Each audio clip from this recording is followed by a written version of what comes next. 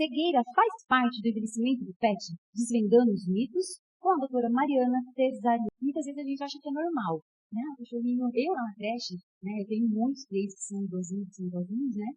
E tem vários que perderam a visão. E aí você vai falar, ah, é ceguinho, é velhinho, é ceguinho. Então, é mito isso, não é normal. Como que a gente pode definir isso? Na verdade, não é normal, né, que o paciente fique cego com a idade, né? Pode acontecer, né? Se houver alguma alteração patológica, né, uma doença que favoreça a perda de visão ao longo da vida desse paciente. É tanto que todo paciente idoso vai ter perda visual, né? Aí a gente precisa tentar descobrir o que está causando essa dificuldade para esse paciente, né? Mas não é normal, pode ser comum, né? Mas não é normal. E o que pode levar no cachorro cegueiro?